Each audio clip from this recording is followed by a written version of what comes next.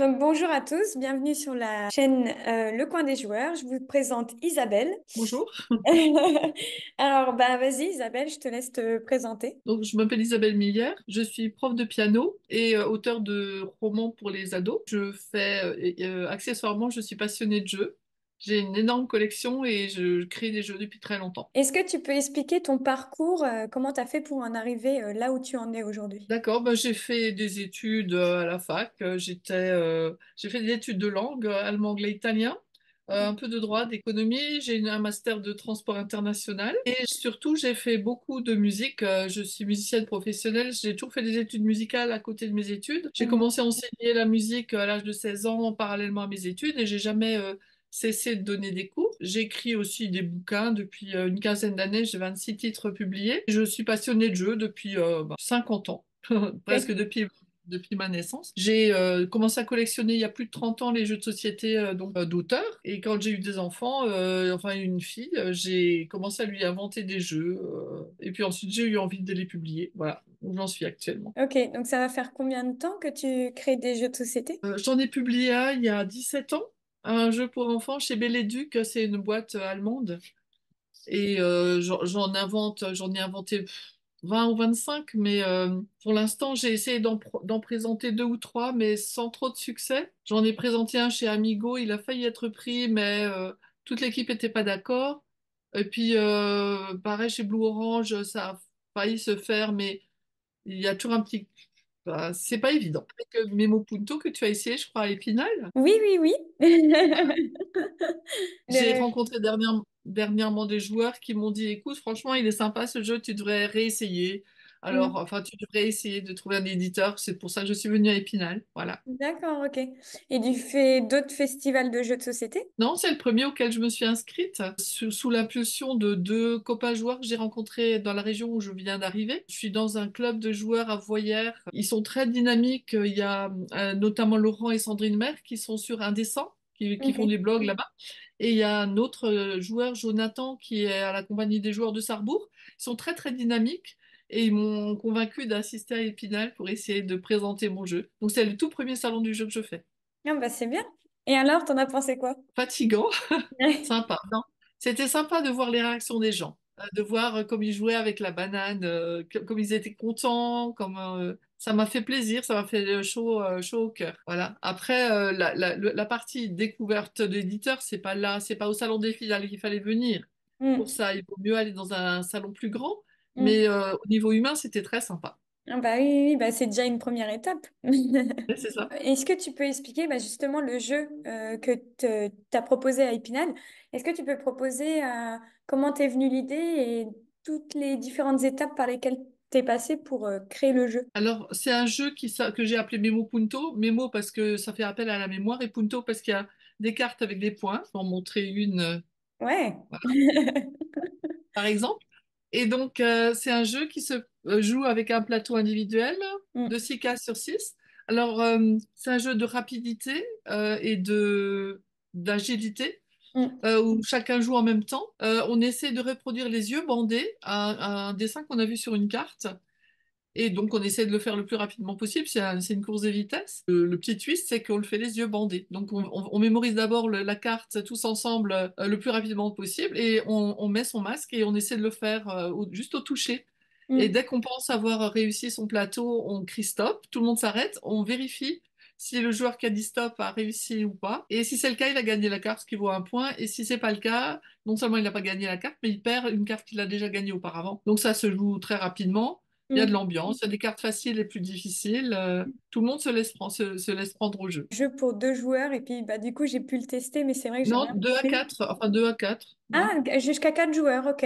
Oui, oui, c'est un jeu à 4 joueurs. Et si un éditeur voulait mettre 5 plateaux dans la boîte, il n'y a rien ne s'y oppose. D'accord, ok. Mais parce que du coup, tu peux être quatre joueurs autour du plateau. Oui, c'est ça. Il y a une réserve de jetons qui est centrale, qui est dans le couvercle du jeu. Et tout le monde pioche en même temps dans la réserve de jetons. Et donc, on D'accord. peut très bien être à 4 joueurs autour de la table. La même carte, c'est la même carte pour tout le monde, mais Mhm. chacun a son petit plateau individuel pour réaliser pour Ok. reproduire le dessin de la carte. Et j'y ai joué, puis ce que j'ai aimé dans ton jeu, c'est que c'est vraiment accessible à tout le monde. Donc j'ai Oui, pensé tout de suite à l'association Accessi Jeux, où ils font les jeux de société pour toutes les personnes en situation de handicap, malvoyantes, aveugles. Et donc ça m'a vraiment fait penser à ça, où je me suis dit, purée, c'est trop bien parce que je me mets dans la position d'une personne aveugle et en même temps, je peux jouer avec une personne aveugle. Et c'est ça que je me suis dit, là, tu peux vraiment jouer avec tout le monde. Et c'est très simple, mais très accessible et vraiment sympa. c'est vrai qu'il y a plusieurs personnes qui vont parler d'accessibles au salon d'Épinal. C'est Mm, vrai que c'est avec des cartes en relief, on pourrait très bien jouer avec entre voyants et malvoyants mm, ensemble, quoi. mm, Mhm. mm, mm, Ouais, mm. ouais. Oui, je t'invite à aller les voir. C'est une énorme association maintenant. Je sais pas, ça va faire combien de temps? Ah, bah, je les ai interviewés. Ils sont sur Paris. Donc, en fait, à la base, c'est une personne qui est malvoyante qui jouait aux jeux de société et qu'il adaptait à chaque fois les jeux de société en fonction des personnes avec qui il jouait. Et donc, c'est là qu'il a eu cette idée de créer Accessi Jeux. Et donc, je les ai rencontrés aussi au Festival de Cannes.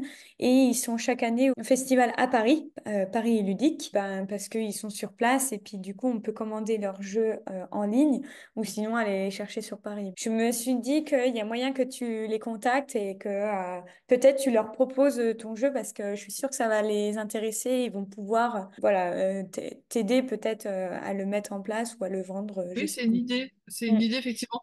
Moi, au départ, je voudrais quand même que ce soit un jeu grand public aussi. Bah oui, oui, Voilà. Alors, oui. si ça pouvait en plus être utilisé dans ce cadre-là, ce serait super. Ah bah Mais oui, au départ, j'aimerais quand même que ce soit un jeu grand public. oui. Parce que alors, tu me demandais comment ça m'est venu. J'avais inventé il y a très longtemps un jeu où enfin, mais c'était un peu compliqué parce qu'il fallait être au moins quatre, parce qu'il fallait être en équipe. Il fallait que quelqu'un guide par la voie, quelqu'un qui avait les yeux bandés. Donc, il fallait être au moins quatre, voire six. Et Mm, donc, on devait donner des instructions pour que le joueur qui avait les yeux bandés dessine un truc. C'était sympa, mais le problème d'être en équipe et de devoir jouer à au moins 4 ou 6, c'est pas évident. Après, je me suis dit que ce serait bien de reproduire plutôt qu'un dessin, quelque chose de plus schématique, de plus abstrait. Et puis finalement, je suis arrivée à cette idée-là des points simplement sur un plateau un plateau avec des cases creusées pour que mm, les jetons puissent pas bouger. Quand on est aveugle, mm, on fait des mouvements un peu désordonnés. Et donc voilà, mm. c'est comme ça que j'en suis arrivée là. Après, pour rebondir sur Accessi Jeux, donc je sais pas s'ils ont créé des jeux de société de A à Z. Je sais qu'ils reprennent des jeux et qu'ils les adaptent. Mais bon, tu peux toujours leur en parler parce que de toute façon, pour créer un jeu de société et le mettre sur le marché, c'est très très dur parce qu'il y a énormément de monde. Bah justement, quand j'interviewe les joueurs ou les créateurs de jeux, ils disent il y en a plein qui font l'erreur de ne pas aller au festival. Et il dit c'est une énorme erreur parce que c'est au festival que tu rencontres les éditeurs et c'est le moment où tu vas présenter le jeu, le faire tester au public, mais surtout avoir des retours. En fait, comme je suis dans le monde du jeu, enfin, en tant qu'amateur de jeu, Ah oui, je vais à d'accord. Essen depuis une quinzaine d'années, je vais à Essen, donc le grand Mm, festival du jeu en Allemagne. Je suis allée déjà à Cannes, je suis allée à Nuremberg, à Parthenay. Et alors, j'ai voulu m'inscrire à Paris Ludique, avec ce prototype-là notamment. Et mm, 2 fois de suite, ils m'ont dit que ce jeu ne les intéressait pas. Et à Parthenay, c'est pareil. Bon, je sais que c'est pas, peut-être pas dans l'air du temps, parce qu'en ce moment, on est dans le draft, dans les histoires de, je sais pas, mais c'est un jeu familial. J'ai constaté qu'il plaisait autant aux vieux de 70 balais mm, que aux enfants de 6 ans, que mm. toute la famille pouvait jouer ensemble. Et donc, je ne comprends pas trop pourquoi, que ce soit Paris ou Ludique ou Partenay, ils ont toujours refusé que je vienne montrer ce jeu en prototype. Après, je sais plus c'était qui m'avait dit par conseil de prendre des rendez-vous par mail, que tu puisses envoyer un mail et ouais, de prendre des rendez-vous. Bon, fais ce que tu peux, mais on voit les difficultés. Bah justement, quelles sont les difficultés que tu as rencontrées et comment tu as fait pour trouver les solutions? Il y a un monde entre. Donc, déjà, il faut. euh, le problème, c'est que souvent, les décideurs dans les maisons d'édition de jeux, ce sont des gens entre 30 et 40 ans qui ont une certaine vision du jeu de société et qui est, à mon avis, est assez restrictive. Et donc, si le genre rentre pas dans certaines cases, c'est que si c'est pas à la mode de ce qui se fait en ce moment, avec des mécanismes comme on les voit dans les jeux de ces dernières années, ah ben, ton jeu, il n'a pas l'air de leur plaire, malheureusement. Bon, moi, je vais faire la vieille, hein, mais ça fait plus de 30 ans que je collectionne les jeux. C'est vrai qu'il y a des jeux d'il y a 30 ans qui sont encore excellents. Mm. Je sais pas, je pense notamment, il y a des jeux qui n'ont pas vieilli. Il y a tout un tas qui sont dans ma ludothèque que je sors encore régulièrement. Et c'est un peu dommage quand tu es un jeune joueur, un trentenaire ou n'importe, de dire oh, bah ça, ça, c'est des mécanismes qui sont vieux, qui se font plus et tout ça. Je suis désolée, mais quand tu as un jeu comme celui-là, c'est un mécanisme, c'est tout bête. À la limite, ça marche bien, c'est vite expliqué, ça procure du plaisir aux gens. Il n'y a pas besoin d'avoir des trolls, des guerriers du draft ou du backbuilding ou je sais pas, tous ces trucs-là pour que ce soit amusant pour le public. Donc effectivement, je suis déjà allée voir, j'ai pris rendez-vous pour Essen notamment, ou à Cannes. Alors ce qu'on m'a aussi beaucoup dit, ça c'est aussi un peu dommage, je suis allée à Cannes il y a quelques années, j'ai présenté deux, trois jeux. Les trois jeux ont plu à plusieurs éditeurs que je ne nommerai pas, mais les trois m'ont dit, c'est bien, vous le faites faire en Kickstarter, vous le financez vous-même, et nous, on vous le distribuera. Donc, ils étaient tout à fait d'accord pour le diffuser parce qu'ils le trouvaient intéressant, mais ils voulaient pas prendre le risque l'éditer eux-mêmes. Et donc, moi, je me sens pas une âme de ululeuse ou de kickstartereuse. J'ai pas envie de me lancer là-dedans et donc, je l'ai pas fait. Voilà, ça, c'est aussi une autre possibilité. Et il y a un autre truc aussi qui est un peu embêtant, c'est que malheureusement, il y a beaucoup de jeunes éditeurs français qui ne répondent pas. Ils te demandent un prototype et ils le perdent. Ils t'en demandent un deuxième, et puis après, ils te répondent pas. Il faut que tu les relances, relances, relances. Et tout d'un coup, ils te disent, ah ouais, en fait, on l'a testé. Au bout de 6 mois ou de 8 mois, ils le testent.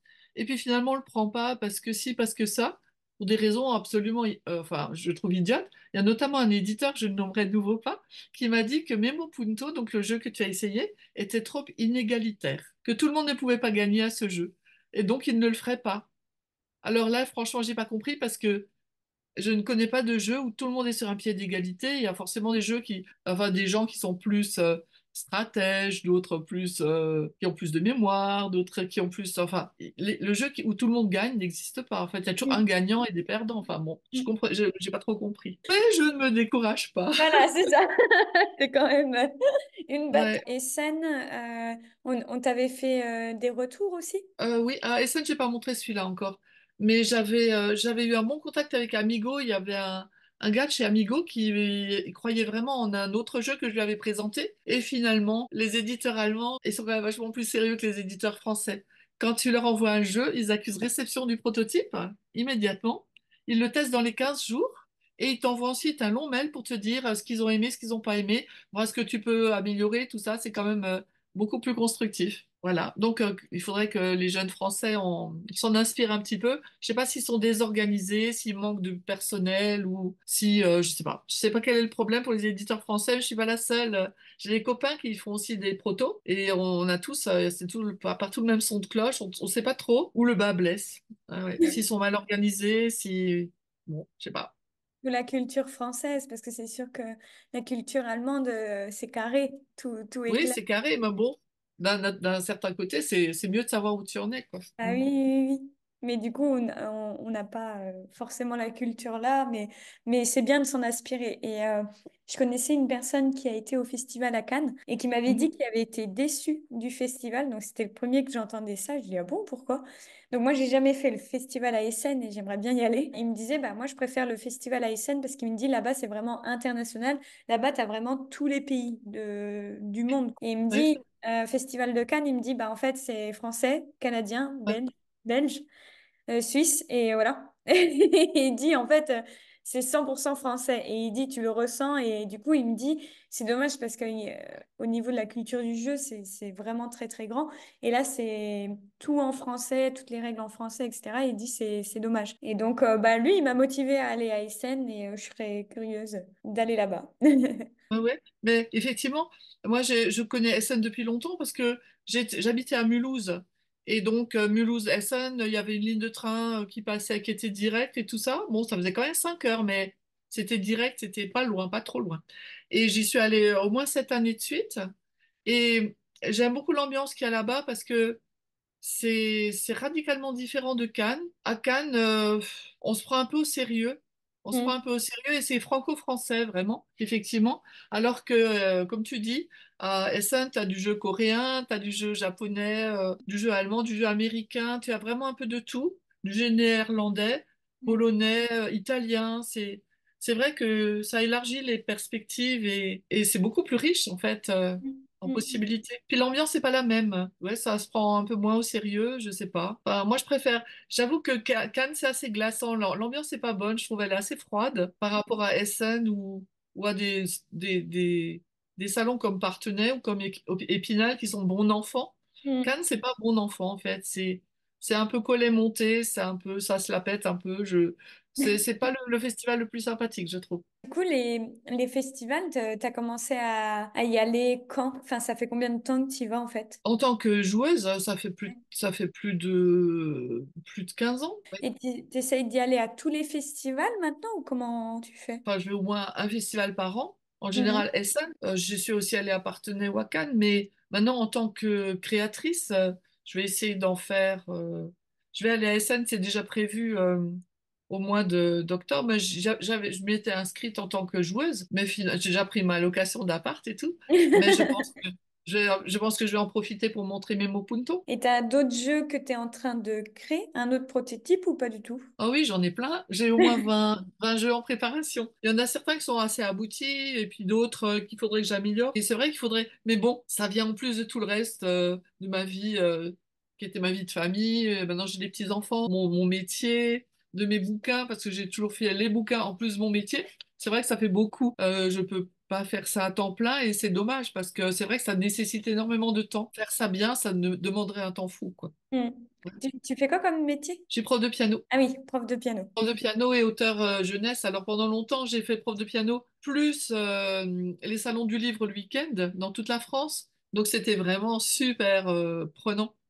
Voilà. Alors faire les jeux en plus, inventer des jeux en plus, c'était quand je trouvais le temps. Ouais. Et est-ce que tu as créé justement un jeu pour apprendre le piano? Non? D'ailleurs, c'est marrant parce qu'on m'a déjà dit dans mes bouquins, j'en parle jamais. J'ai donc plein de romans fantasy historiques ou d'autres. Jamais je parle de musique, jamais, jamais, jamais. Alors que c'est vrai que je serais bien peut-être bien placée pour parler de ce domaine-là, mais non. Et pour les Ouais. jeux, pareil. Pour les jeux, pareil. Ben c'est drôle parce qu'en fait, maintenant, il y a des écoles où justement ils utilisent le jeu pour apprendre, parce qu'on apprend inconsciemment. Et donc, ça serait une belle alternative de pouvoir apprendre le piano par le jeu, que ce soit les notes ou autre, quoi. Ouais, bon, ce serait un jeu éducatif, ce serait peut-être pas très ludique, je sais pas. Enfin, il faudrait que j'y pense, mais pour l'instant, si tu me poses une colle, là, je sais Ouais, pas trop ouais, non, comment. c'est des questions parce que j'avais interviewé une blogueuse qui a créé un blog sur Dr Jazz, donc apprendre le jazz par le jeu. Et donc elle a repris le principe du jeu des sept familles. Et en fait, elle avait des caricatures des différents types de catégories dans le jazz, donc le swing, je sais plus les noms de famille. Et dans chaque famille, tu avais le trompettiste, le saxophoniste, etc. Et donc, de manière comme ça, bah, tu apprenais déjà les différents instruments et les différentes familles. Plus il y avait les caricatures et donc tu pouvais voir les personnages. Donc, tu apprends la personne en même temps. Enfin, voilà, en Ouais. fait, en jouant, bah, tu mémorises et tu apprends. Et j'avais interviewé un autre que lui, il était chef d'orchestre et que justement, il disait que c'est très frustrant en tant que professeur quand tu apprends à l'élève et que l'élève ne comprend pas et que, il met du temps et il dit, tu as l'impression de ramer et que ça met beaucoup, beaucoup, beaucoup de temps pour apprendre les notes ou autres. Et donc, pareil, il a inventé deux jeux de société. Un jeu qui fonctionne comme la bataille. Donc, c'est des trucs très simples, hein. Ils repartent à chaque fois de jeux très simples, mais qu'il a mis en notes. Donc la blanche, la noire, et la noire, elle va plus vite que la blanche, donc c'est la noire qui récupère que la blanche, etc. Et donc, je trouvais ça sympa parce que il dit, en fait, maintenant, avec mes élèves, ben, je les fais jouer. Et du coup, ils ont inconsciemment mémorisé tout en jouant. Et donc, il dit, bah là, je gagne un temps énorme Oui, par... alors moi, je fais avec mes élèves de piano, hein, j'ai fait un jeu de cartes pour apprendre les notes en clé de Mm, sol et en clé de fa.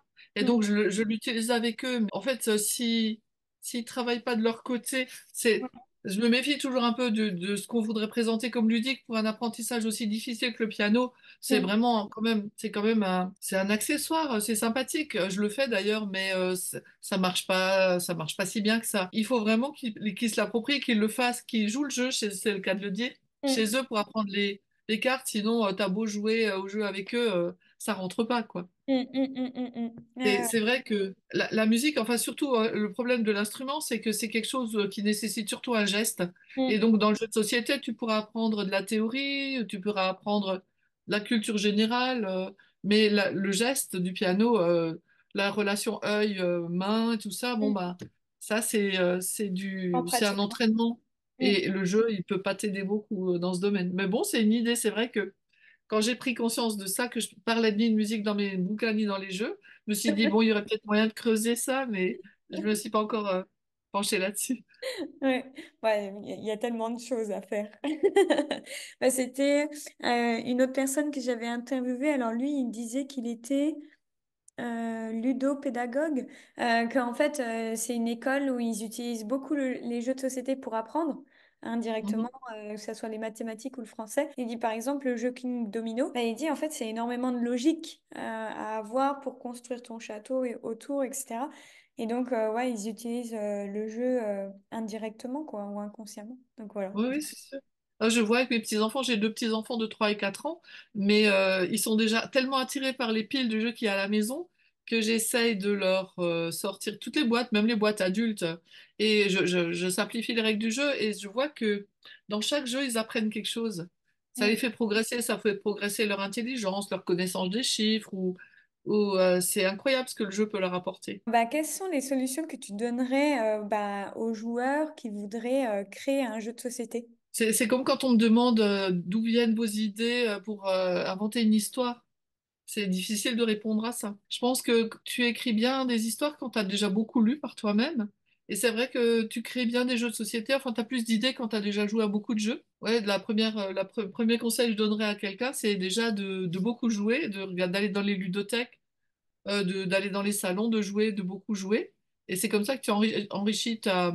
Parce que même, il s'agit pas de copier, de plagier quelque chose qui se fait déjà, mais le fait d'avoir tout un tas de mécanismes en tête ou d'avoir joué à plein de trucs, ça peut te donner par association d'idées une idée d'autre chose qui Mhm. sera pas une copie, mais quelque chose de neuf. Je crois que c'est que en ayant soi-même beaucoup joué qu'on peut tout d'un coup avoir une idée. Alors les idées, hein, c'est comme pour les bouquins, ça vient pas quand on est là à table, on se dirait il faut absolument que j'ai une idée, il faut que ça vienne. Ça vient, c'est le cerveau qui travaille en arrière-plan pendant la nuit. Tu te réveilles la nuit ou le matin en disant ça y est, j'ai l'idée, je sais ce que je vais faire.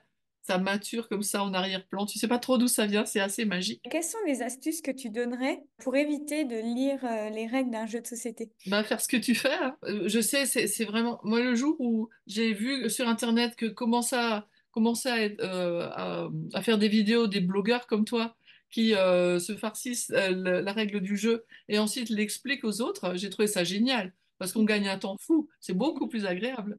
Mais Mm, j'ai toujours été celle dans les groupes de joueurs qui se tapaient de lire la règle du jeu, de la digérer puis de l'expliquer aux autres. mm, Là, c'est vrai que maintenant, les sites de vidéos de jeux, c'est génial.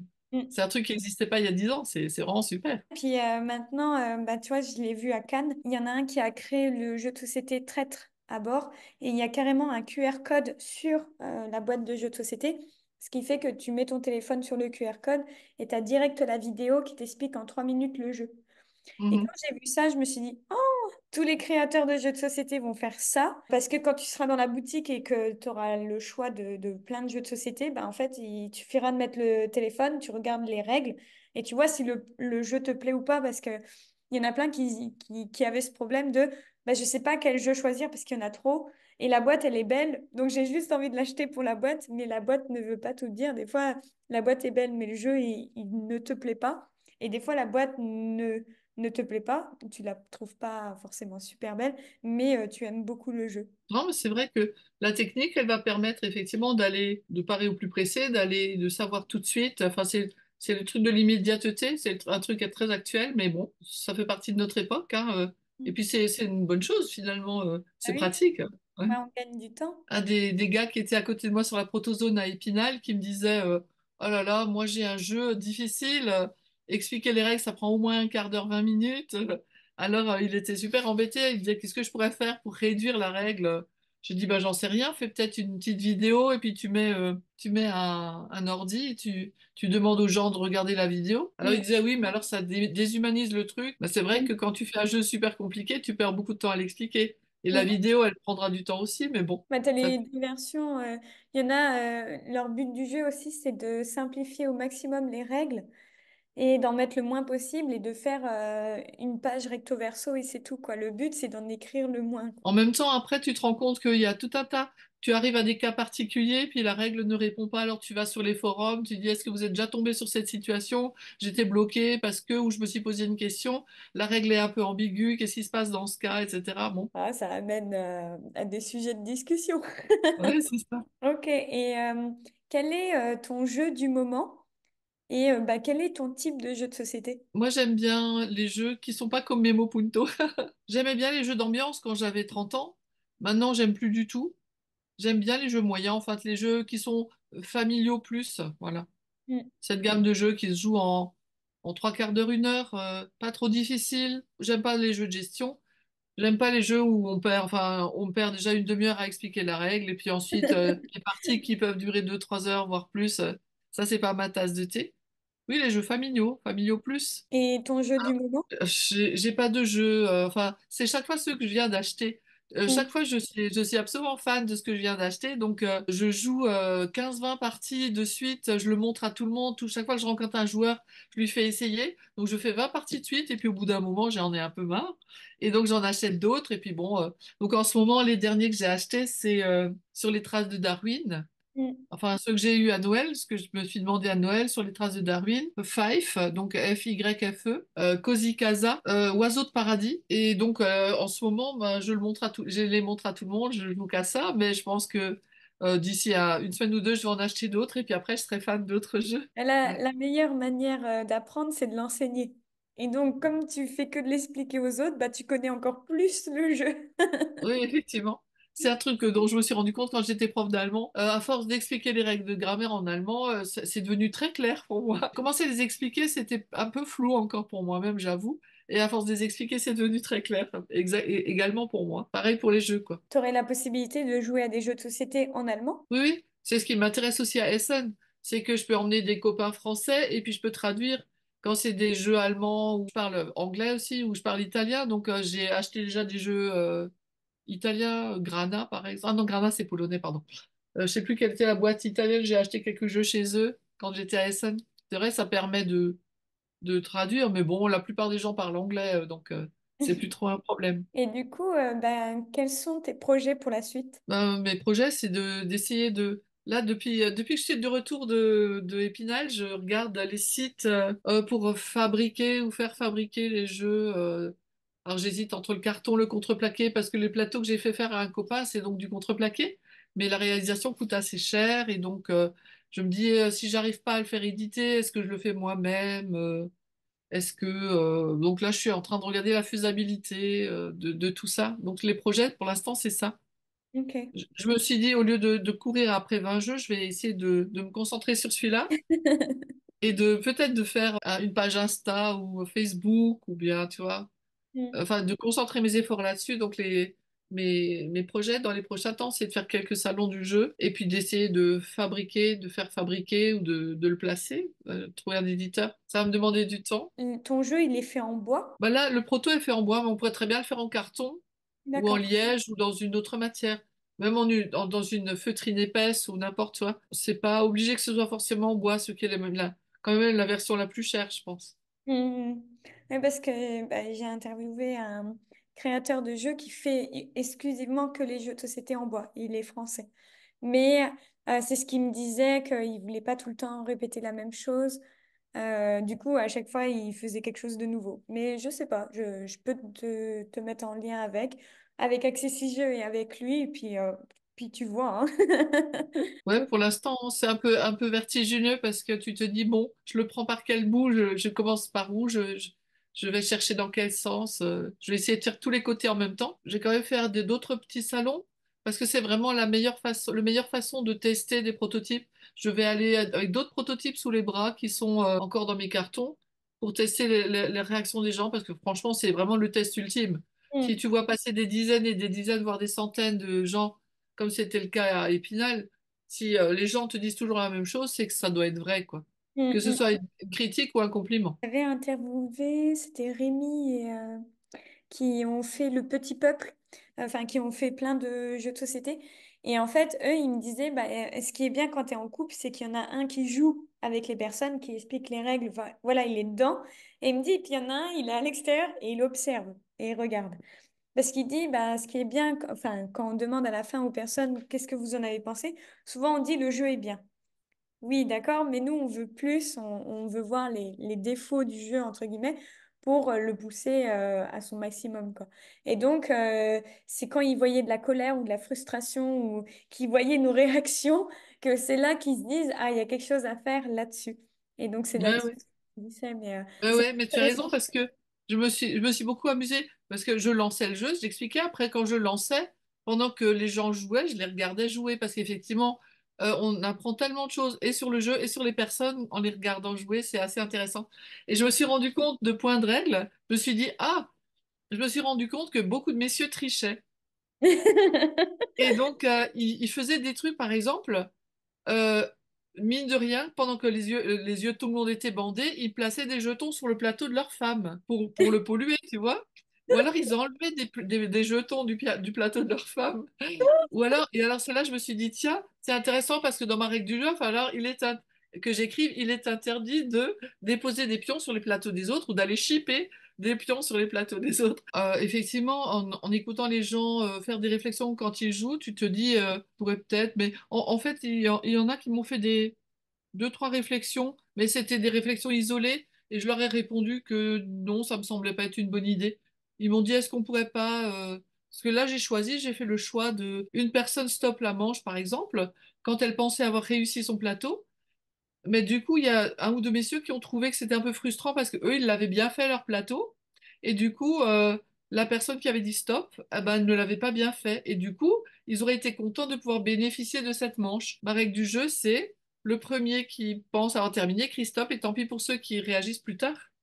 C'est Mm, comme ça. Et donc, c'est la seule réflexion qu'on m'ait faite. Enfin, de suggestions pour faire autre chose, pour faire autrement. mm, Et donc celle-là, par contre, j'y avais déjà réfléchi et donc je l'ai écartée parce que à un moment, il faut que tu fixes ta règle du jeu, quoi. J'ai pas appris grand-chose. En fait, j'ai pas appris grand-chose. Ça m'a pas donné de nouvelles idées. Simplement, à part donc d'interdire de tricher en piquant les jetons de sa femme ou en lui en mettant des parasites. Mais sinon, c'est vrai que j'ai pas appris grand-chose. Faut dire que c'est aussi un mécanisme très simple. C'est mm, vrai que dans d'autres jeux, il y a des jeux que je présente depuis des années à des copains. À chaque fois que j'ai des joueurs sous la main, je leur propose. Et chaque fois, je prends un cahier et j'écris leurs suggestions. Et là, comme c'est des jeux plus complexes, j'ai des listes et des listes de suggestions. Et finalement, je me perds complètement parce que je me dis, toutes ces suggestions sont sympas, mais je peux pas toutes les prendre parce que ça fait des jeux très différents. Et donc, j'ai jamais tranché, en fait. Là, c'est le problème inverse, c'est que tu as tellement de suggestions intéressantes que tu te dis, bon, laquelle je prends? Parce qu'elles mm. sont pas compatibles, tu vois. Quelle est la définition que tu donnerais du mot joueur?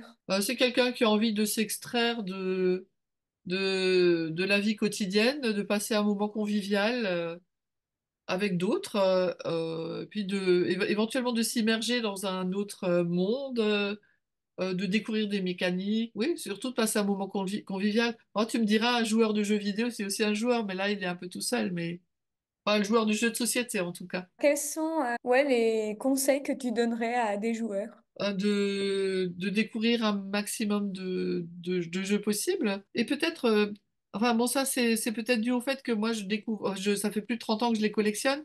Il y a un truc qui m'a particulièrement choqué dernièrement. Je suis, hein, comme tout le monde, je regarde des vidéos sur Internet, je lis des blogs, je regarde les vidéos, je me tiens au courant des actualités. Je suis abonné à des listes de diffusion, tout ça. J'étais allé sur un forum pour aller pour poser une question sur un jeu. Et j'ai vu quelqu'un qui posait une question sur un jeu qui avait paru il y a 10 ans. Et il y a quelqu'un qui lui a répondu de façon assez agressive, pourquoi tu nous emmerdes, hein, pourquoi tu nous embêtes à parler d'un jeu qui a paru il y a 10 ans? Qu'est-ce qu'on en a à cirer des jeux d'il y a 10 ans? Il y a suffisamment de jeux intéressants en ce moment. Et donc, moi, le conseil que je pourrais donner aux gens, c'est dans les ludothèques, vous trouverez des gens, des jeux qui ont 10 ans, qui ont 15 ans, qui ont 20 ans, et apprenez à les découvrir parce qu'il y a aussi plein de jeux sympas. Ne restez pas forcément bloqué sur la production de ces 3, 4 dernières années parce que vous découvrirez des pépites aussi dans les jeux plus anciens. Mm. Ça vous ouvrira des perspectives, ça vous montrera d'autres mécanismes. Enfin, un conseil aux joueurs, c'est de jouer un maximum avec des gens très différents, pas forcément que avec votre petite bande de potes, et puis essayer de trouver aussi des jeux que vous connaissez pas dans des ludothèques ou dans des vieux dans des salons du jeu, dans les stands d'occasion. Alors là, tu trouves aussi des pépites. C'est un truc qui est génial. À Essen, il y a tout un hall entier. Imagine la taille du salon de Épinal rempli de jeux d'occasion. Avec 20 stands de jeux d'occasion, tu deviens fou. Tu vas de l'un à l'autre, t'as l'impression d'être dans une caverne d'Alibaba, c'est génial. Et combien de jeux de société t'as chez toi? Ben, j'en ai eu jusqu'à 700. Là, j'en ai plus que 450, mais je pense que vu ce que j'achète en ce moment, ça va de nouveau bien augmenter. Mais tu Ouais, vas faire un gîte, un ludo-gîte? ouais, comme François Hafner. Non, non, non, non, ils sont. Je les garde. Bon, il y en a qui me plaisent plus que d'autres, hein, forcément. Mais même ceux qui me plaisent moyennement, je les garde pour mes petits-enfants. Ou bien pour d'autres personnes. Il y a toujours des gens. Là, en ce moment, comme je suis dans un nouveau village, j'essaye bien sûr d'initier le maximum de gens. Et donc, je rencontre des gens qui n'ont pas l'habitude de jouer. Donc, j'ai toujours des gens pour des jeux pour ces gens-là, ou des jeux pour des adolescents, ou bien pour des gens qui n'ont pas trop l'habitude, ou alors pour des joueurs plus aguerris. Enfin, il faut Mm. avoir un peu de tout. Il faut pas se cantonner, je pense, à un style de jeu particulier. Il faut, enfin, au moins en avoir pour un peu pour tous les goûts chez soi, histoire de pouvoir initier un maximum de gens aussi. Et du coup, tu rencontres des joueurs régulièrement? Tu joues avec eux régulièrement chaque semaine ou... Alors, dans le temps, j'étais dans une assez grande ville, hein, à Mulhouse. Donc, à Mulhouse, il y avait plein de ludothèques, il y avait plein de groupes de joueurs. Je m'étais servi de trick-track pour me faire un groupe de joueurs perso. Donc, j'avais envoyé un post qui serait d'accord pour jouer à Mulhouse et j'avais eu 16 réponses. Donc, on Mm. avait formé un giga groupe. Puis, chaque semaine, je jouais le mardi soir, le mercredi soir, des fois le vendredi soir et le samedi soir. J'avais jusqu'à 4 soirées jeux par semaine. Et ici, c'est plus difficile parce que c'est un village où les gens n'ont pas l'habitude. Ben, j'ai donc rencontré deux associations de joueurs à 20-25 minutes de chez moi. Et dans le village, je commence à initier des gens, à leur dire ah, vous aimeriez pas jouer? Donc, on fait une après-midi présentation. Puis voilà, il y a déjà des rendez-vous réguliers qui sont pris avec des gens. Par exemple, des fois, je vois des commentaires sur des nouveaux jeux qui sortent. Et alors, il y a des gars qui, visiblement, sont dans le domaine du jeu seulement depuis quelques années. Ils te disent, ah, il est génial ce jeu, c'est un mécanisme tout à fait nouveau. Mais en fait, non, le mécanisme n'est pas nouveau, il existe dans tel ou tel jeu qui sont plus anciens. Et ça, c'est un danger, effectivement, si tu manques de culture, tu peux copier sans le savoir un truc qui Mm. existe déjà, quoi. Ouais, c'est vrai, parce que bon, c'est vrai que comme tu dis, c'est difficile de faire du neuf, mais il y a Mm. quand même toujours des gens qui arrivent à partir d'une petite idée simple à faire quelque chose. Ouais. C'est comme Tokomaja, Ouais. je sais pas si... Ouais. Si, si, oui, oui. Le gars, il est venu le montrer dans notre association de joueurs, là où je suis allée, bon, ça casse pas trois pattes à un canard, mais c'est quand même neuf. Mm, mm, mm. C'est aussi des cartes avec des chiffres, toutes bêtes. Et Ouais. les gars, ils ont quand même trouvé une idée Ah, neuve, quoi. ouais, ouais, ouais. Mm. Ouais. Mais je pense de toute façon, ça vient pas en disant, bon, comme je disais tout à l'heure, bon, allez, je veux créer un jeu, bon, maintenant, qu'est-ce Ouais. que je vais faire? C'est pas comme ça que ça vient. Tout d'un coup, Ouais. un jour, tu as une idée, puis c'est tout, quoi. Ok, bah Super. super. Eh ben, écoute, bah, je souhaite beaucoup de succès à ta chaîne, hein. J'ai vu qu'il y avait déjà 650 personnes abonnées. Mm. Hein? J'espère que Ouais. ça va grandir encore. Ouais, non, mais de toute façon, il faut que tu fasses ton propre truc, hein, Ouais, c'est ça. comme tu le sens. Parce Ouais. que c'est ça que les gens aiment. Ils aiment la sincérité, la spontanéité. Ils aiment les gens vrais, quoi. Non, non, Ouais, c'est ouais. bien. Mm. C'est un truc qui m'a plu. Je suis allée voir ce que tu faisais et je me suis dit, la fille, elle est sympa, elle est spontanée, elle est naturelle, quoi. Ouais. Ouais, c'est bien. C'est ça que les gens aiment, quoi. Le côté vrai, authentique. Bah, merci pour tous ces conseils et puis pour ce partage, hein. Ouais, bah merci à toi Mm. de m'avoir contacté. C'est sympa. Ouais. Et puis, Alors, bah, à une prochaine à une prochaine, ouais. sur un salon, hein? Ouais. Ouais. Salut. Salut Karine.